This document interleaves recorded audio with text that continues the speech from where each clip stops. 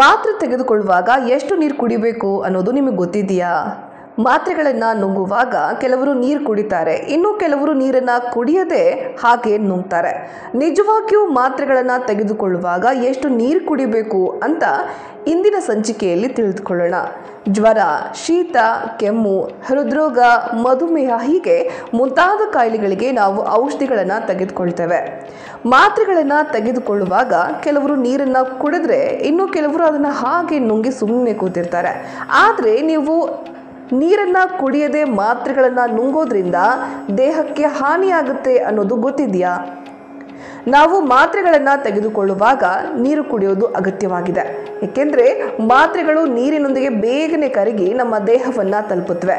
ಇಲ್ಲದಿದ್ದರೆ ಅದರ ಪ್ರಯೋಜನವನ್ನು ನಾವು ಸರಿಯಾಗಿ ಪಡೆದುಕೊಳ್ಳೋದಕ್ಕೆ ಸಾಧ್ಯವಿಲ್ಲ. ಮಾತ್ರೆಗಳನ್ನು ತೆಗೆದುಕೊಳ್ಳುವಾಗ ಎಷ್ಟು ನೀರು ಕುಡಿಬೇಕು ಅಂತ ನಮ್ಮಲ್ಲಿ ಹಲವರಿಗೆ ಗೊತ್ತಿಲ್ಲ. ಆದ್ದರಿಂದ ಮಾತ್ರೆಗಳನ್ನು ತೆಗೆದುಕೊಳ್ಳುವಾಗ ಎಷ್ಟು ನೀರು ಕುಡಿಬೇಕು ಅನ್ನೋದನ್ನು ಇವತ್ತು ವಿವರವಾಗಿ ತಿಳ್ಕೊಳ್ಳೋಣ.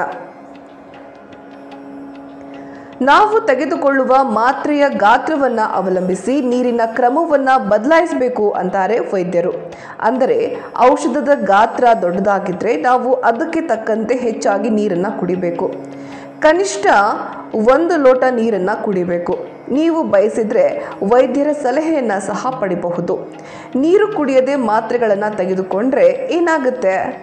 ಮಾತ್ರೆಗಳನ್ನು ತೆಗೆದುಕೊಳ್ಳುವಾಗ ನೀರು ಕುಡಿದೇ ಹೋದರೆ ಅದು ಜೀರ್ಣಕ್ರಿಯೆಯ ಸಮಸ್ಯೆಗಳಿಗೆ ಕಾರಣವಾಗಬಹುದು. ಇದು ಹುಣ್ಣುಗಳಂತಹ ಕಾಯಿಲೆಗಳ ಅಪಾಯವನ್ನು ಹೆಚ್ಚಿಸುತ್ತೆ. ಆದ್ದರಿಂದ ನೀವು ತೆಗೆದುಕೊಳ್ಳುವ ಮಾತ್ರೆಗಳಿಗೆ ಅನುಗುಣವಾಗಿ ನೀರನ್ನು ಕುಡಿಯಿರಿ. ಇದಕ್ಕೆ ಸಂಬಂಧಪಟ್ಟ ಹಾಗೆ ಕೆಲವೊಂದಿಷ್ಟು ಸೂಚನೆಗಳನ್ನು ಹೇಳ್ತೀವಿ, ನೆನಪಲ್ಲಿಡಿ. ಮಾತ್ರೆಗಳನ್ನು ತೆಗೆದುಕೊಳ್ಳುವಾಗ ಬಿಸಿ ನೀರು ಕುಡಿಯೋದು ಒಳ್ಳೆಯದು. ಏಕೆಂದರೆ ಇದು ಮಾತ್ರೆಗಳನ್ನು ವೇಗವಾಗಿ ಕರಗಿಸೋದಕ್ಕೆ ಸಹಾಯ ಮಾಡುತ್ತೆ. ಮಾತ್ರೆಗಳನ್ನು ತೆಗೆದುಕೊಂಡ ತಕ್ಷಣ ನಿದ್ರಿಸುವ ಅಭ್ಯಾಸ ಹಲವರಿಗಿದೆ, ಆದರೆ ಅದು ಒಳ್ಳೆಯದಲ್ಲ. ಮಾತ್ರೆಗಳನ್ನು ತೆಗೆದುಕೊಂಡ ನಂತರ ಸುಮಾರು ಅರ್ಧ ಗಂಟೆ ನಂತರ ನಿದ್ರಿಸಬೇಕು. ಇದರಿಂದ ಮಾತ್ರೆಗಳು ದೇಹವನ್ನು ವೇಗವಾಗಿ ತಲುಪುತ್ತೆ.